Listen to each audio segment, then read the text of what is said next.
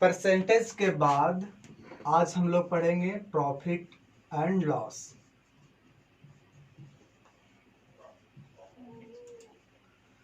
ठीक है, profit and loss यानी इसे बोलते हैं लाभ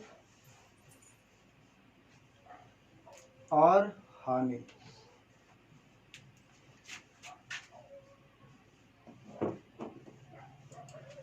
हम लोग जो स्टडी कर रहे हैं वो पॉलिटेक्निक और जो भी एग्जाम होता है कॉम्पिटिशन्स का, उसमें कुछ कारगर होगा। तो पॉलिटेक्निक पर हम लोग ज़्यादा जोर दे रहे हैं, जिसमें पॉलिटेक्निक के बुक में चैप्टर नंबर 11 उसको हम लोग स्टार्ट करेंगे।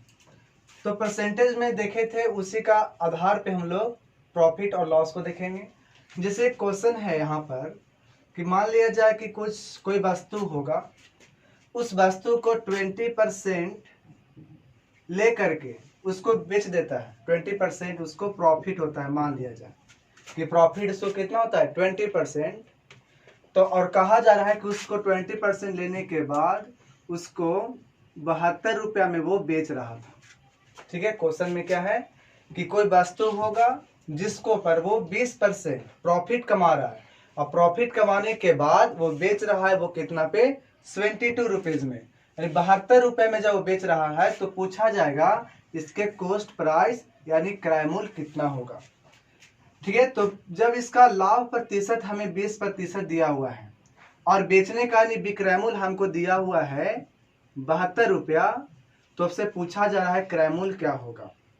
तो ये क्वेश्चन जो है हम लोग परसेंटेज पर ही बनाएंगे। जैसे 20% दिया हुआ था तो हम लोग इसको क्या मानेंगे 1/5, इसको लेकर चलते हैं। तो इसमें हम मान लेते हैं कि सीपी यानी क्रय मूल्य 5 मान लेंगे। तो क्रय मूल्य अगर हम यहाँ पर मान लें कि क्रय मूल्य हमको 5 रुपया है, तो उसको में 20% अगर प्रॉफिट हुआ है तो बेचे कितना रुपया में, तो 5 में 1 रुपया का प्रॉफिट हो गया, तो कितना बेचेंगे 6 रुपया में। तो हम देख रहे हैं कि सेलिंग प्राइस कितना हो गया 6 रुपया, विक्रय मूल्य 6 रुपया और ये क्रय मूल्य 5 रुपया, लाभ कितना हुआ था 1 रुपया। लेकिन अब बताए थे हम परसेंटेज में भी कि हमें क्या देखना होता है कि जो क्वेश्चन में दिया हुआ रहता है वही चीज हमें निकालना होता है। तो क्वेश्चन में दिया हुआ है विक्रय मूल्य, जब क्वेश्चन में विक्रय मूल्य है तो हम लोग विक्रय मूल्य कितना निकाले थे 6। तो क्वेश्चन में विक्रय मूल्य था जो बताए कि जो दिया रहेगा उसको ऊपर लिखा जाता है, और विक्रय मूल्य जो हम लाए हैं वो कहाँ लिखेंगे नीचे। और आपको निकालना क्या था, तो निकालना था क्रय मूल्य।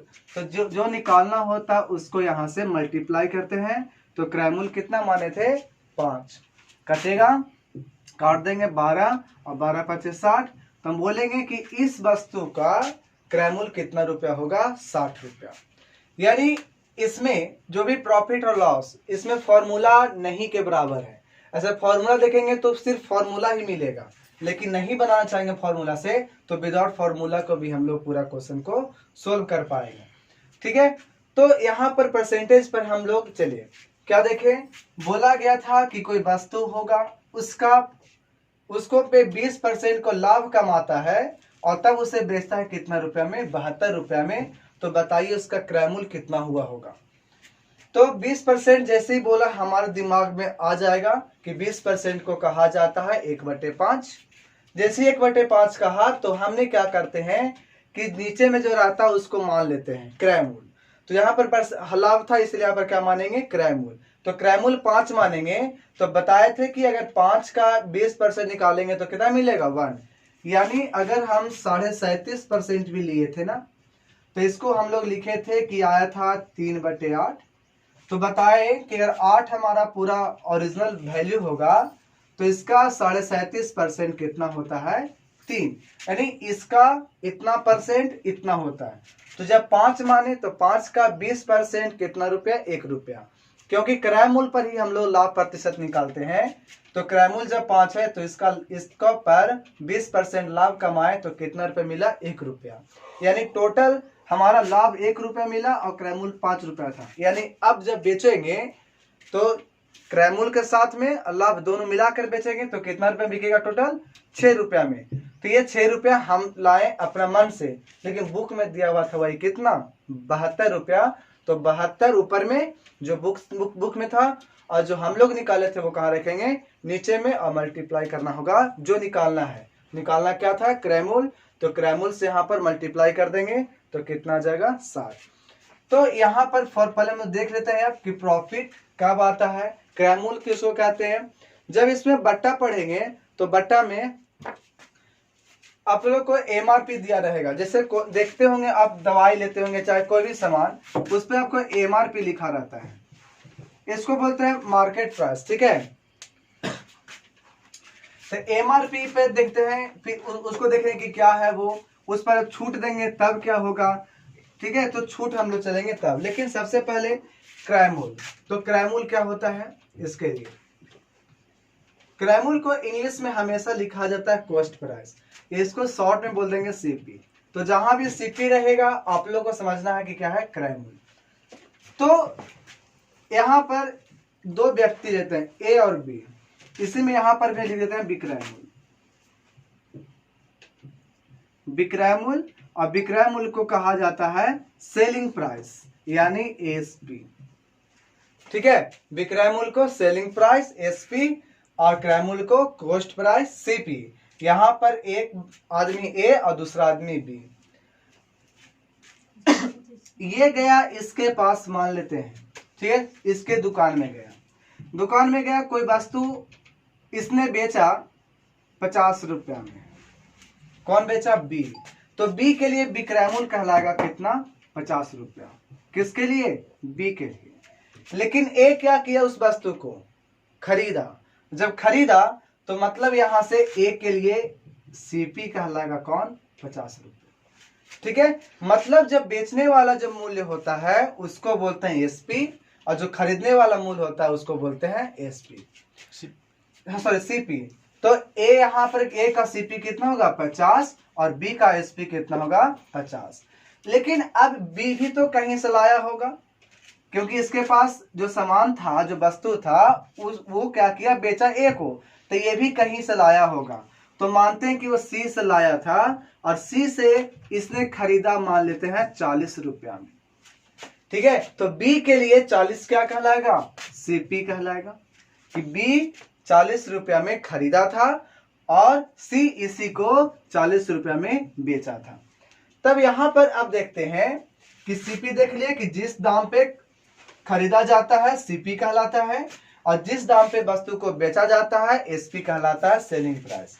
लेकिन अब लाभ कहां से आएगा, तो बी को अब देखते हैं, बी लाया कितना में था, 40 रुपया में। तो सोचिए 40 रुपया में लाया और वो बेच दिया कितना में, 50 रुपया में। तो ज्यादा में बेचा कि कम में बेचा, तो ज्यादा में बेचा। जो ज्यादा में बेचता है इसका मतलब कि यहाँ पर लाभ होगा। लेकिन यही अगर 40 रुपए में ना खरीद करके 60 रुपए में खरीदा होता, तो 60 रुपए में खरीद के लाए और बेचे 50 रुपया में, तो उसकी व्यापार में क्या हो गई, घाटा लग जाएगा। तो घाटा लग जाएगा मतलब वहां पर लॉस हो जाएगा, हानि हो जाएगा। तब यहां से हम कहेंगे कि अगर यहाँ पर क्या था, सीपी था बी के लिए, और ये क्या था, एसपी था। यहाँ पर एसपी बड़ा था, लेकिन यहाँ पर सीपी ही बड़ा हो गया एसपी पर। तो जब देखे कि बिक्रैमूल बड़ा हो जाए क्रैमूल से, तो इस केस में लाभ होता है। तब क्या होता है, लाभ। लेकिन अगर कॉस्ट प्राइस ही बड़ा हो जाए सेलिंग प्राइस से, क्रैमूल बड़ा हो जाए बिक्रैमूल से, तो यहाँ पर क्या हो जाती है, हानि हो जाती है। अब पूछा जाएगा कि लाभ, तो देख लिए कि लाभ कब हुआ, जब बिक्रैमूल बड़ा था क्रैमूल से। तो लाभ अब पूछा जाएगा लाभ कितना हुआ, तो कितना ज्यादा में बेचा, तो ज्यादा में बेचने के लिए क्या करना पड़ेगा, अंतर लेंगे। तो अंतर लेंगे तो 50 में से 40 अगर कितना बचेगा, 10। तो हम बोले कि यही जो लाभ का जो फॉर्मूला मिला, ठीक है, लाभ का जो फॉर्मूला मिलेगा प्रॉफिट का, वो क्या मिलेगा, एसपी माइनस सीपी। कैसे, तो 50 में से 40 को घटाए ना, तो यहाँ पर क्या हो जाएगा, एसपी माइनस सीपी, लाभ का। उसी प्रकार से अगर हानि निकालते हैं तब क्या होगा, यहाँ पर बड़ा कौन है, सीपी, तो सीपी में से एसपी घटाना पड़ेगा।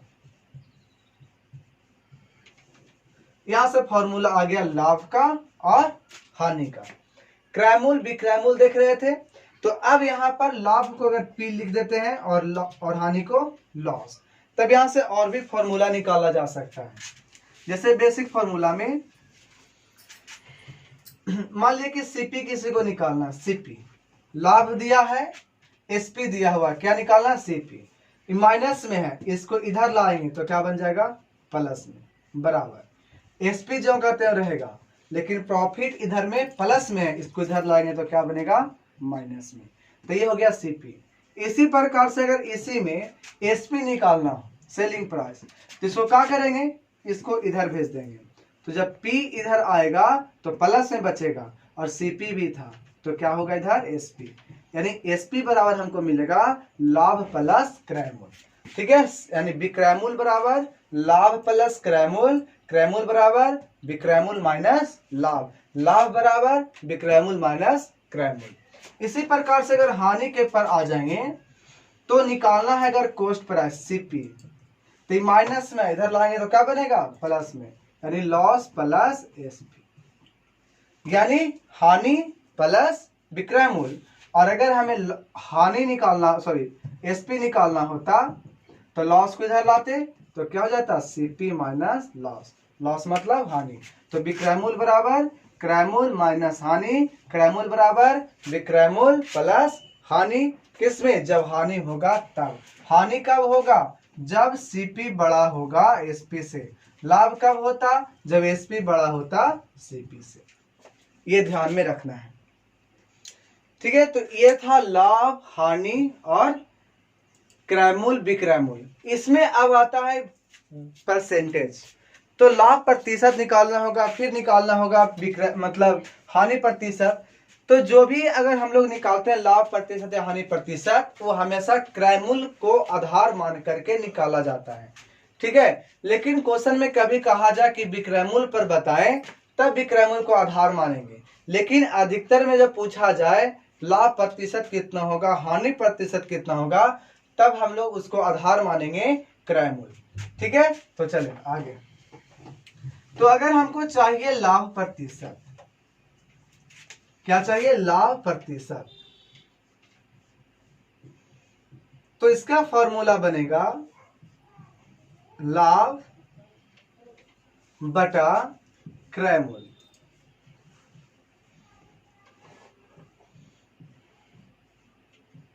और परसेंटेज निकालना है तो 100 से गुना करेंगे। तो ये था लाभ प्रतिशत का। लाभ को क्या जानते थे, क्रय मूल्य, सॉरी विक्रय मूल्य माइनस क्रय मूल्य, और बटा में क्या होगा, क्रय मूल्य, गुना में 100। ये भी हम यूज कर सकते हैं प्रॉफिट परसेंट का। इसी प्रकार से अगर हानि प्रतिशत हो तब क्या करेंगे, हानि नीचे में क्रय मूल्य यानी सीपी और गुना में 100। हानि कब होता है, जब सीपी बड़ा होता है, तो बड़ा में से छोटा को घटा देंगे। ये हम आधार क्या माने हैं, दोनों में क्रय मूल्य, यानी जिसके रिस्पेक्ट में कहा जाए उसको नीचे लिखा जाता है। तो ये यहाँ पर हम लोग सीपी ले रहे हैं, लेकिन क्वेश्चन में कहीं कहा देगा एसपी के एफसी विक्रय मूल्य का आधार पर बताइए, तब यहाँ पर नीचे में जो सीपी मान रहे थे यहाँ पर क्या होगा, विक्रय मूल्य, बाकी सब फॉर्मूला वही। ठीक है, लेकिन जहां पर सिर्फ लाभ प्रतिशत या हानि प्रतिशत पूछेगा तो उस केस में नीचे में क्रय मूल्य को ही मानना होगा। ठीक है, तो इसी को हम यूज करके क्वेश्चन जो बनाए थे पिछले बार में, जैसे क्वेश्चन इसमें भी ले लेते हैं। मानते हैं कोई वस्तु होगा जो कि 25% का हानि पा करके, उसको क्या होता है, 25% की हानि होती है, और वो वस्तु को खरीदा था 50 रुपया में, तो पूछा जा रहा है कि वो आखिर बेचेगा कितना में। ठीक है, ये पूछेगा कि वो बेचेगा कितना में। तो क्या करेंगे, हानि कितने, 50 रुपए में खरीदा था, अब ये प्रतिशत कहां पे है, हानि प्रतिशत में है, तो प्रतिशत को हम पहले लिख लेंगे। 25% को कितना लिखा जाता है, 1/4, हम 1/4 लिख लिए। ये हानि प्रतिशत जो दिया हुआ था, तो हानि इसने नहीं बोला कि विक्रय मूल्य पर कि क्रय मूल्य पर। जब कुछ नहीं बोलेगा तो नीचे में क्या होता है, क्रय मूल्य। तो यहाँ पर हम मान लेते हैं कि ये सीपी हो गया। जब ये सीपी हो गया तो इसका अगर सीपी मान लिए तो इसका 25% कितना होगा, 1। तो सीपी जब 4 मानेंगे तो इसका 25% जब हानि हुआ तो कै रुपए का हानि हो गया, 1 रुपया का। तो बेचा कितना में हो, तो 3 रुपये में बेचेगा।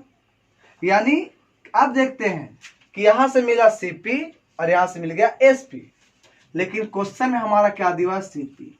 तो जो दिया हो रहा था उसको हम लोग लिखते हैं ऊपर में और नीचे में जिसके रिस्पेक्ट में निकालना होता है, मतलब कौन, सीपी। और गुना में यहाँ पर कितना था, यानी दिया हुआ था सीपी ऊपर में और हम भी लाया सीपी जो नीचे में, और निकाला था एसपी, इसको साइड में कर दिए। कटेगा, काट देंगे और ऐसे कितना आएगा, 2। यानी 25 के दुगना कितना, 25/2 कितना होता है, 12.5। 12.5 गुना 3 करेंगे तो 37.5। इतना रुपया में वो क्या करेगा, उसको बेच देगा। तब उसको इतना में जब बेचेगा तब उसको क्या होगा, घाटा लगेगा। तो बताए थे कि घाटा जब लगता है कब, जब खरीदेगा ज्यादा में और बेचेगा कम में। तो देखिए खरीदा था कितना में, 50 में, और बेच कितना में रहा है, 37.5 रुपया में। इसका मतलब वो घाटा उसको लग गया। ठीक है, तो ये इतना से ज्यादा फिर हानि और लाभ नहीं बनता है। ठीक है, मतलब मेन क्वेश्चन अगर देखेंगे तो इसमें ट्रिक टाइप का जो ट्रिक होता है वो ट्रिक कुछ नहीं है, सिर्फ उसको फॉर्मूला बना दिया जाता है। ठीक है, लेकिन वो सब देखने की कोई जरूरी नहीं है। जहां पे जरूरत होगा जब क्वेश्चन सोल्व करेंगे वहां पर हम लोग देख लेंगे। चलिए अब आगे आते हैं बटा। बटा क्या होता है, तो बटा में एक चीज और यहाँ पर देखेंगे, मार्केट प्राइस, जिसको हम लोग एमआरपी बोलते हैं या उसको एमपी भी हम लोग बोल देंगे। ठीक है, मार्केट प्राइस जिसको बोलते हैं अंकित मूल्य।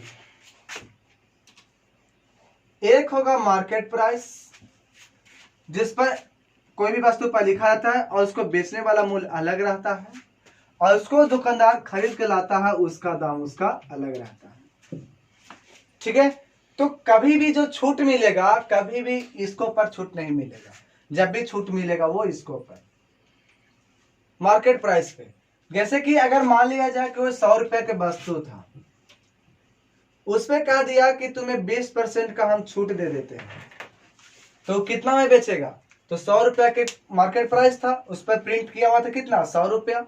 20% छूट दिया तो प्रिंट पर छूट दिया कि बेचे पर, बेचे पर तो कभी नहीं। जितना में वो बेचेगा वो तो खुद एसपी ही होगा, तो इस कभी भी एसपी पर छूट नहीं होता। क्या बेचने के बाद रसीद कट जाता, उसके बाद पैसा लौटाता दुकानदार, ये तो कभी होता नहीं है। इसका मतलब एसपी पर कभी भी छूट नहीं मिलेगा। जब भी छूट मिलेगा वो कहां पर मिलेगा, मार्केट प्राइस पे।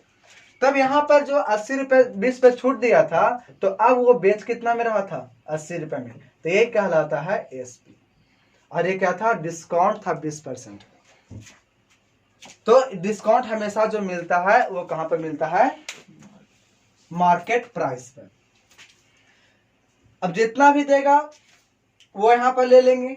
उसके बाद एसपी आ गया, अब वो कितना में खरीद के लाया था, लाभ हुआ था, क्वेश्चन के आधार पे हम फिर आगे उसको देखेंगे। ठीक है, तो इसमें बटा जो था वैसे लिखा जाता है कि बटा 4 प्रकार का मुख्यतः है, तो उस सबकी जरूरत नहीं है। नगद बट्टा, नगद बट्टा क्या होता है तो जानते होंगे कि दुकानदार ऐसे कहता है कि अगर तुम सामान जब ले रहे हो और नगद पैसा दे रहे हो तो तुम्हें हम एक्स्ट्रा छूट देंगे। तो जो डायरेक्ट नगद लेने पर जो छूट मिल रहा है उसे नगद बट्टा कहते हैं। व्यापारिक बट्टा क्या होता है, व्यापारिक बट्टा हम उसे कहते हैं जब मान लो कि सामान मार्केट में है, ठीक है, और वो अपना क्या सोचता है कि ज्यादा मार्केट को बढ़ाएं। ठीक है, जैसे कि किसी मॉल में जाते हैं, लिखा रहता है 2 शर्ट पर 1 शर्ट फ्री। इसका मतलब क्या है, लिखा था ना कि बाय 2 गेट 1 फ्री। इसका मतलब कि 2 शर्ट खरीदा तो 1 शर्ट एक्स्ट्रा उसको बिक गया। क्या ये छूट जो दे रहा था कितना शर्ट पर दिया, 2 शर्ट पे, तो ये हुआ व्यापारिक छूट। मतलब अपने व्यापार को बढ़ाने के लिए जो एक्स्ट्रा छूट देता है उसे कहते हैं व्यापारिक छूट। नेक्स्ट होता है खुदरा बट्टा। जैसे किसी कारणवश ऐसा हो गया कि उसका सामान खराब होते जा रहा है, जब खराब होते जा रहा है तो क्या करेगा, सामान को जल्दी से निकालना चाहेगा। जो जैसे अभी 50 रुपये उसको मान लिया जाए कि दाम था, लेकिन खराब होने की वजह से उसको मिलेगा कितना, कुछ नहीं, 0। और उसको साथ ही साथ फेंकवाने में उसको लगेगा, उसको मेहनत भी लगेगा कि अब वो खराब हो जाए तो रखेगा तो नहीं, फेंक देगा। अब वही सोचे कि जहां पे पैसा भी नहीं आता, मेहनत भी एक्स्ट्रा लग जाता, तो उस केस में अगर ये बट्टा छूट दे दे कि 40% छूट दे दे, 10% छूट दे दे, तो क्या हुआ कि आ जाएगा आदमी लोग बहुत, यहाँ पे कस्टमर आ जाएंगे, और कस्टमर के आने के बाद वो क्या कर लेंगे कि छूट को प्राप्त करके ये सारे सामान खरीद लेंगे। तो इसको दो फायदा हो गया, एक तो पैसा नहीं मिलता, वो कुछ पैसा भी निकल गया, और साथ ही साथ इसको जो फेंकने पर जो मेहनत लगता वो भी इसको फेंकना नहीं पड़ा, ये सारे इसका बिक गया है। इसका मतलब कि ऐसे जो अगर किसी कारणवश खराब होते रहता है सामान, और उसको अगर निकालने के लिए अगर हम लोग कुछ बट्टा देते हैं, छूट देते हैं, तो उससे हम लोग कहते हैं खुदरा बट्टा। क्रमिक छूट क्या होता है, जैसे क्रमिक छूट का क्वेश्चन बनाते हैं। जैसे एक क्वेश्चन ये है कि मार्केट प्राइस उसका 100 रुपया दिया हुआ, एक व्यक्ति क्या किया था कि सबसे पहला छूट 50% दे दिया कि नहीं 50% हम तुम्हें छूट देते हैं, ठीक है। अब उसके बाद पहला बार कितना छूट दिया, 50%। फिर कह रहा है कि अब आपको हम 30% इस पर छूट देते हैं, कितना परसेंट, 30%। और फिर कहा जाए कि अब आपको इसको पर हम 20% छूट देते हैं। तो आपसे क्वेश्चन पूछा जा रहा है कि अब ये आदमी कितना में खरीद मतलब बेचेगा, इसका बताइए एसपी कितना होगा। फिर से कोई वस्तु वो 100 रुपया का था, उस पर पहली बार कितना परसेंट छूट दे दिया, 50%। फिर कितना परसेंट दे दिया, 30%। और फिर कितना दे दिया, 20%। जब ये लगातार जब छूट दे रहा था, तो ऐसे जोड़ेंगे तो हमको कितना मिलेगा, 100%। तब तो उसको 0 रुपये में बेचना पड़ेगा, लेकिन 0 रुपया में वो नहीं बेचेगा। यहां पर क्या होता है कि जब 50% छूट दिया, इसका मतलब 100 रुपया पे 50%, 50% का मतलब आधा। जब 50 रुपया छूट दे दिया तो क्या रुपया भी बचा है उसको, 50 रुपया। तो अब ये 50 रुपया जो बचा हुआ इसको पर 30% छूट दे रहा है, तो 50 रुपए का 30% कितना होगा, 15। तो इसका होगा 50% का 10%, 5 रुपया। कैसे, तो 10% का मतलब होता है 1/10। जब हमको 30% लाना है तो 3/10। तो यहाँ पर कितना है, 50 का अगर 3/10 रखेंगे तो क्या रुपया, 15 रुपया। यानी अब 50 रुपया में 15 रुपया ही मात्र छूट दे रहा है। जब 15 रुपया जब छूट देगा तो अब इसके पास कितना रुपए में अभी बेचता, तो 50 से 15 घटाएंगे तो अभी भी 35 रुपया में वो बेच सकेगा। अब 35 रुपए जब उसके पास था, उसके बाद वो 20% फिर से छूट दे देगा, यानी 20% का मतलब 2/10। और 2/10 होगा जब एक कह सकते हैं 1/5, और कटेंगे तो कितना, 7। तो 7 रुपया फिर से छूट दिया, इसका मतलब क्या, वो 28 रुपये में लास्ट में वो बेचेगा। लेकिन देखने में क्या लग रहा है, तो 0 रुपए में बेचेगा। इसका मतलब यही देखने में लग रहा है कुछ और, लेकिन हो रहा है कुछ और। तो जो लगातार बट्टे बार बार बटा दिया जा रहा है, तो ऐसे ही को बोला जाता है क्रमिक बट्टा, यानी सक्सेसिव डिस्काउंट, यानी लगातार उसको बट्टा पर बट्टा दिया जाता है। तो ठीक है, तो कैसे किए, तो पहला जो था मेरा मतलब एमआरपी, इस पर 50%, तो 50 रुपया बटा दे दिए, 50 रुपया हमारा बच गया। इस पर हमको कितना देना है, 30% का, तो 35 रुपये फिर भी हमारा बचा हुआ है। अब 35 रुपये पर 20% छोड़ देंगे तभी हमारा 28 रुपये बचेगा। यानी अभी वो 3 बार जब लगातार बटा दिया है, फिर भी उसके पास कितना बचा हुआ है, 28 रुपये। फिर भी वो कितना में बेचेगा, 28 रुपया में ही बेचेगा। तो ये था तुम आपका बट्टा का क्वेश्चन, ठीक है। तो अब क्या करेंगे कि क्वेश्चन के आधार पे हम सॉल्यूशन वहां पर देंगे कि किस प्रकार क्वेश्चन में किस प्रकार के थ्योरी लगाया जा सकता है, ठीक है। कुछ याद करने वाला पॉइंट्स होगा फॉर्मूला के टाइप पर, उसको हम लोग नेक्स्ट वीडियोज में देखेंगे, ठीक है। तो आप उसको पहले जितना आप इसको बताया गया है इसको क्लियर कीजिएगा, और इसके पहले जिन लोगों का परसेंटेज नहीं पढ़ा होगा वो पहले परसेंटेज पढ़ लेंगे, ठीक है। और उस पर जो क्वेश्चन बनाया गया है उस क्वेश्चन को भी देखेंगे, तब आपको क्लियरिटी ज्यादा हो जाएगी, और तब लाभ हानि और बट्टा में दिक्कत नहीं होगा। परसेंटेज में दिक्कत है, इसका मतलब आगे आने वाले चैप्टर में भी आपको दिक्कत होगा। इसके लिए आपको परसेंटेज देखना बहुत जरूरी है, ठीक है। तो हम चलेंगे नेक्स्ट वीडियोज में, जो कि कुछ याद करने वाला चीज होगा उसको देखेंगे, ठीक है।